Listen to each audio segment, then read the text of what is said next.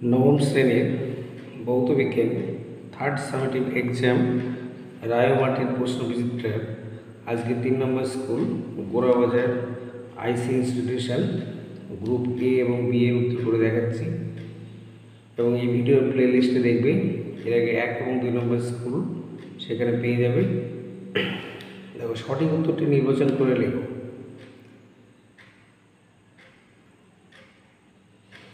দেখো আন্তর্জাতিক bureau of weights and মেজার্সের রক্ষিত 1 কেজি ভরের নিরেট চৌং নির্মিত হয় কী দ্বারা? এটা হচ্ছে তোমার প্ল্যাটিনাম এবং ইরিডিয়াম, ডি দাগ। প্ল্যাটিনাম এবং ইরিডিয়াম 2 কেজি ভরের ওপর ক্রিয়া করে 1 মিটার পার সেকেন্ড স্কোয়ার ত্বরণ উৎপন্ন করতে যে বলের প্রয়োজন সেটি কি? আমরা জানি বল এফ সমান এম ইন্টু এ। এম হচ্ছে ভর, এ হচ্ছে ত্বরণ। তাহলে এখানে ভর হচ্ছে 2, ত্বরণ হচ্ছে 1, 2 নিউটন হবে। তাহলে অ্যান্সার হবে 2 নিউটন, সি দাগ। এফ সমান এম এ, এই সূত্রটি মনে রাখবে। 3 নম্বর, যে ধর্মের জন্য প্রবাহী তার পাশাপাশি অবস্থিত 2টি স্তরের আপেক্ষিক গতির বিরুদ্ধে বাধা সৃষ্টি করে তাকে বলে সান্দ্রতা। এটা এ দাগ। এসআইতে গতিশক্তির একক কি? এটি উত্তর হবে জুল। জুল হবে। জলের আপেক্ষিক তাপের মান কত? এটা উত্তর হবে 4200 joule KG to the power -1 kelvin to the power -1। এটা হবে 4200। যে কম্পাঙ্কের তরঙ্গটি আমাদের কাছে শ্রুতিগ্রাহ্য নয়, 30 হার্টজ, 300, 3000 আমরা জানি। শ্রুতিগ্রাহ্য হচ্ছে 20,000 হার্টজ, মানে এই রেঞ্জের শব্দ আমরা শুনতে পাই যদি 20 থেকে 20,000 হার্টজের মধ্যে হয়। তাহলে এটা দেখতে পাচ্ছি যে ডি দাগ হবে। 30,000 হার্টজ এই শব্দটি আমরা শুনতে পাই না, অর্থাৎ শ্রুতিগ্রাহ্য নয়। কোনো মৌলের পরমাণুর ইলেকট্রন বিন্যাসে সবচেয়ে বাইরের কক্ষের ঠিক আগের কক্ষে সর্বাধিক ইলেকট্রন সংখ্যা কত? কোনো কক্ষের আমরা জানি বাইরের কক্ষে থাকে, কোনো মৌলের বাইরের কক্ষে 8টি থাকে, তাহলে ঠিক তার আগের কক্ষে কটা থাকবে? 18টি। এটা সি দাগ, 18 হবে উত্তর। 18 গ্রাম জলে অণুর সংখ্যা কত? জলের আণবিক ভর হচ্ছে 18, গ্রাম আণবিক ভর হচ্ছে 18, তাহলে 18 গ্রাম জলে অণুর সংখ্যা হচ্ছে অ্যাভোগাড্রো সংখ্যা। এটা উত্তর হবে সি দাগ, 6.022 ইন্টু 10⁻23। উষ্ণতা বৃদ্ধিতে কলিচুনের দ্রাব্যতা হ্রাস পায়। উষ্ণতা বৃদ্ধিতে কলিচুনের দ্রাব্যতা হ্রাস পায়। এটা বি দাগ। সোডিয়াম কার্বনেটের জলীয় দ্রবণ এর প্রকৃতি কীরকম? সোডিয়াম কার্বনেটের জলীয় দ্রবণ Na2CO3, এটা হচ্ছে ক্ষারধর্মী। কারণ সোডিয়াম কার্বনেট Na2CO3 যদি জলে যুক্ত করি তাহলে পাবো সোডিয়াম হাইড্রক্সাইড প্লাস H2CO3। তাহলে H2CO3 তৈরি হচ্ছে, তাহলে হাইড্রোজেন হবে দুটো, এখানে ব্যালেন্স করি। তাহলে দেখতেই পাচ্ছ যে সোডিয়াম কার্বনেট জলীয় দ্রবণে তীব্র ক্ষার, এটা তৈরি হচ্ছে NaOH, যেটা তীব্র ক্ষার। আর H2CO3 কার্বনিক অ্যাসিড, এটি মৃদু অ্যাসিড। মৃদু অ্যাসিড। তাহলে জলীয় দ্রবণ কী প্রকাশ পাবে? ক্ষারকীয়তা প্রকাশ পাবে। এটা অ্যান্সার হবে তীব্র ক্ষার, অর্থাৎ ক্ষারধর্মী। একটি আম্লিক লবণ, যে লবণে তোমার হাইড্রোজেন থাকবে D, NaHSO4 sodium bisulphate, NaHSO4 sodium bisulphate. Kerosene ও জলের মিশ্রণ পৃথক করা যায় যে পদ্ধতিতে, সেটা হচ্ছে সেপারেটরি ফানেল। সেপারেটরি ফানেলের মাধ্যমে পৃথক করা যায়। নেক্সট হচ্ছে ব্লু বেবি সিনড্রোম রোগের সঙ্গে জড়িত arsenic, fluoride, nitrate, vitamin C. Nitrate, দীর্ঘদিন ধরে নাইট্রেট গঠিত জল পান করলে ব্লু বেবি সিনড্রোম রোগ হয়। কোন ভৌত রাশির একক kg meter per second square? এটা হচ্ছে তোমার বল হবে। বল সমান হচ্ছে, আমরা কি জানি, বল সমান হচ্ছে ভর ইন্টু ত্বরণ। তাহলে ভরের একক হচ্ছে কিলোগ্রাম কেজি, আর ত্বরণের একক হচ্ছে মিটার পার সেকেন্ড স্কোয়ার। তাহলে ভর ইন্টু ত্বরণ সমান বল, তাহলে এটা বলের একক। কোনো বস্তুর ভর কোন যন্ত্রের সাহায্যে পরিমাপ করা হয়? কোনো বস্তুর ভর হচ্ছে সাধারণ তোলা। চাপের মাত্রা সংকেত কি? চাপ সমান হচ্ছে বল বাই ক্ষেত্রফল। তাহলে একটু দেখি লিখে বোঝাই। চাপ সমান হচ্ছে বল বাই ক্ষেত্রফল।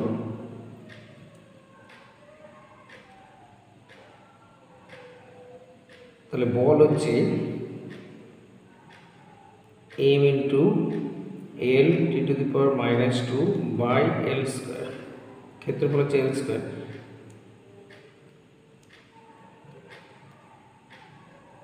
তাহলে সমান সমান হবে কি m l to the power -1 t to the power -2।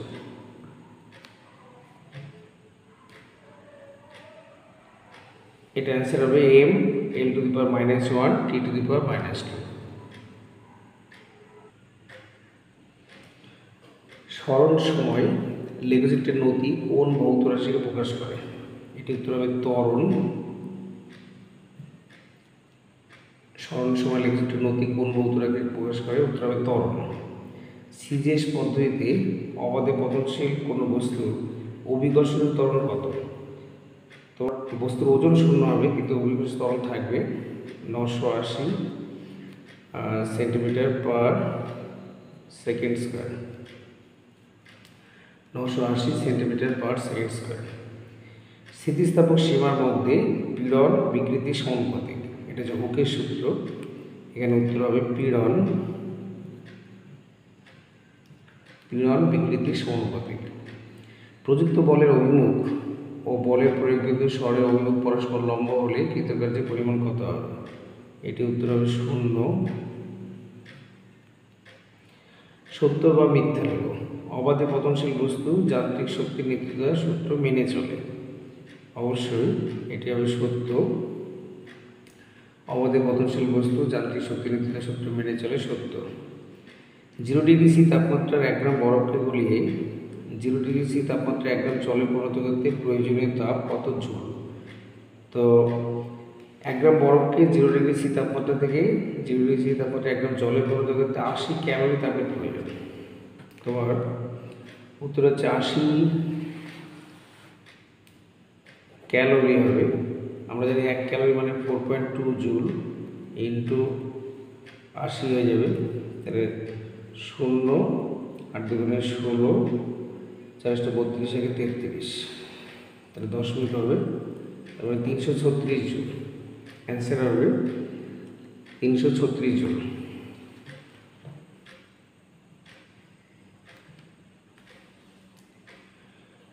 CGS পদ্ধতিতে তাপের যান্ত্রিক তুলনাঙ্কের মান কত? 4.2 জুল পার ক্যালোরি।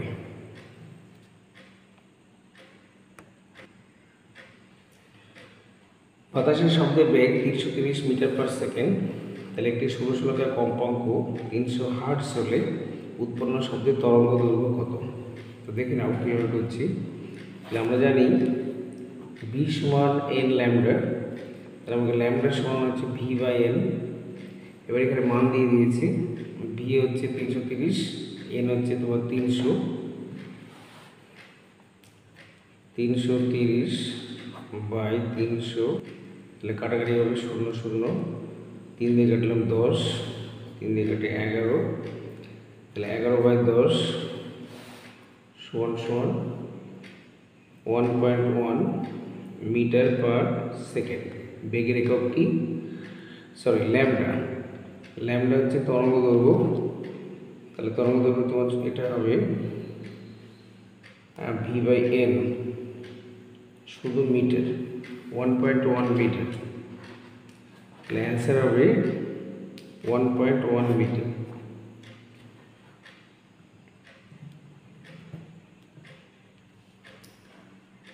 শব্দ তরঙ্গের কম্পাঙ্ক কাকে বলে? এটা বইয়ে আছে, দেখে নাও।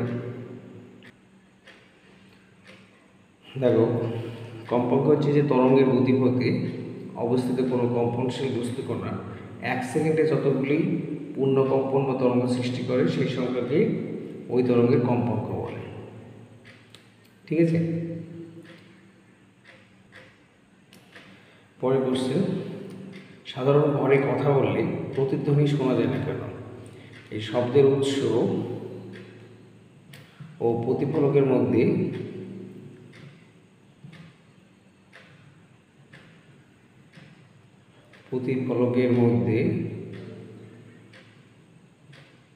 ন্যূনতম দূরত্ব, মিনিমাম ডিস্টেন্স, ন্যূনতম দূরত্ব 16.6 মিটার হয় না বলে। একটা ঘরের মধ্যে কথা বললে তাহলে তোমার যেখানে কথা বলছে সেই উৎস এবং যেখান থেকে শব্দ ফিরে আসছে বাধাপ্রাপ্ত হয়ে সে প্রতিফলন, তার ন্যূনতম দূরত্ব অবশ্যই কখনোই 16.6 মিটার হয় না, এই জন্য প্রতিধ্বনি শোনা যায় না। এমন একটি মৌলের নাম লেখো যার পারমাণবিক সংখ্যা এবং ভর সংখ্যা সমান। এটা উত্তর হবে সাধারণ হাইড্রোজেন। সাধারণ হাইড্রোজেন। দেখো, সাধারণ হাইড্রোজেনের সংখ্যা কি? 1H1 বা প্রোটিয়াম, পারমাণবিক সংখ্যা 1, ভর সংখ্যা 1। ঠিক আছে, কোনো পরমাণুতে কোন বল প্রোটন ও নিউট্রনকে একত্রে ধরে থাকে? এটি উত্তর হবে নিউক্লিয় বল।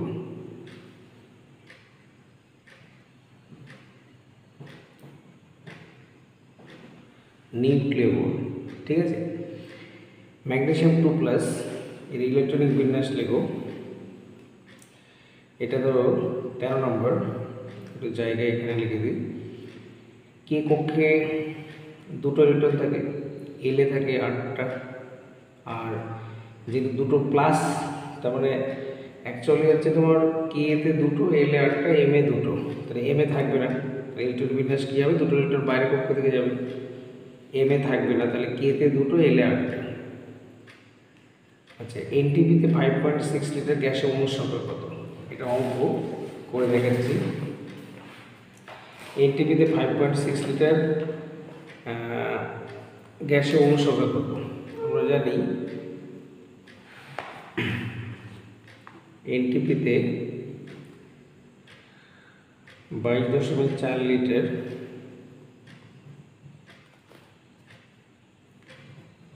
গ্যাসে অণুর সংখ্যা হচ্ছে তোমার অ্যাভোগাড্রো সংখ্যা 6.022 × 10⁻23। তাহলে 1 লিটার গ্যাসে অণুর সংখ্যা 6.022 × 10⁻23 বাই 22.4, তাহলে বলেছে 5.6 লিটার গ্যাসে অণুর সংখ্যা হবে 6.022 × 10⁻23 × 5.6 ডিভাইডেড বাই 22.4। এটা কাটাকাটি হবে, যদি কাটলে 4 হবে, তাহলে 6.022, তার মানে 4 × 4, 4 × 5 = 20, 0, এটা 0 যাবে, তার মানে 5, 1.505 × 10⁻23 আরও হবে, অ্যান্সার হবে তাহলে 1.505 × 10⁻23। ঠিক আছে, পরের কোশ্চেন দেখো, এটা লিখে দিই 1.505 × 10⁻23। 1.1 গ্রাম CO2 সমান কত গ্রাম অণু CO2? তাহলে দেখো অঙ্ক করে দেখে, CO2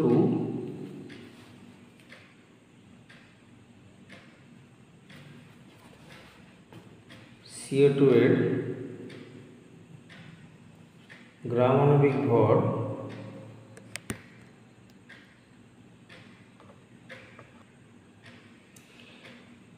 CO2 এর গ্রাম আণবিক ভর কত? 44 গ্রাম। কার্বন হচ্ছে 12, অক্সিজেন 2 × 16, তাহলে 44 গ্রাম। তাহলে 44 গ্রাম CO2 মানে 1 গ্রাম অণু, 1 গ্রাম অণু CO2। তাহলে 1 গ্রাম CO2 সমান সমান 1/44, আর 1.1 গ্রাম CO2 সমান সমান, তাহলে এখানে বলেছে যে 1.1 গ্রাম CO2 সমান কত গ্রাম, তাহলে 1.1 উপরে চলে যাবে, বাই 44 দশমিক তুলে দিলাম নিচে 10, এটা দিয়ে কাটলাম 4, তাহলে 1/4 × 10, 1কে 4 দিয়ে ভাগ করলে 0.25 হবে, উপরে 10⁻², 10⁻1, সরি 10টা যদি উপরে তুলে -1, এক কথায় 0.025 এটা হবে এত গ্রাম। ঠিক আছে, পরের কোশ্চেন দেখো, এটা উত্তর লিখে দিলাম 0.025 গ্রাম অণু। আর ধোঁয়াতে বিস্তার মাধ্যম এবং বিস্তৃত দশার নাম লেখো, দেখে নাও। আচ্ছা, ধোঁয়াতে বিস্তৃত দশা হবে, বিস্তৃত দশা এটা হবে কঠিন, আর বিস্তার মাধ্যম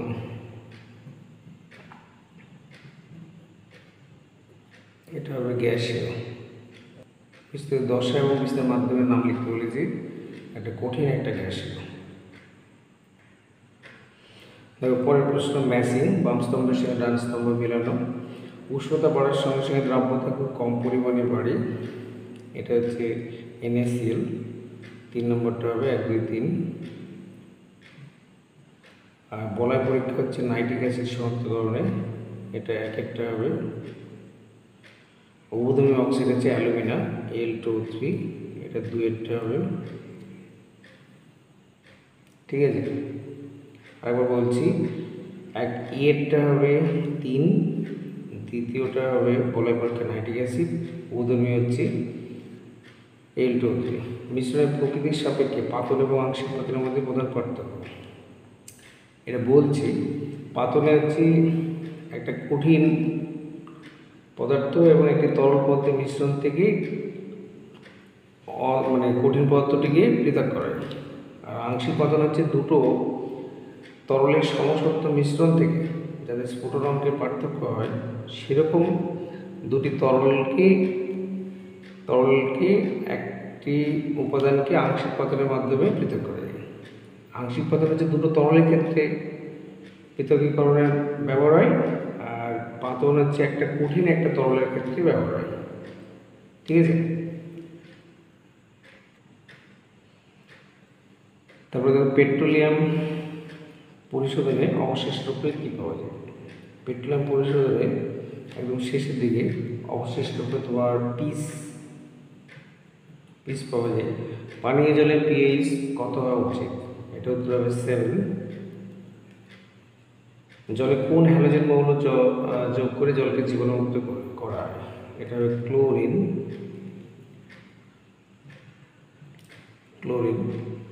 ইউট্রোফিকেশন কি, এটা দেখে নাও। ইউট্রোফিকেশন হচ্ছে জলের মধ্যে অতিরিক্ত সারের উপস্থিতিতে জলজ উদ্ভিদের দ্রুত বৃদ্ধির ঘটনাকে অতিপুষ্টিকতা বা ইউট্রোফিকেশন বলে।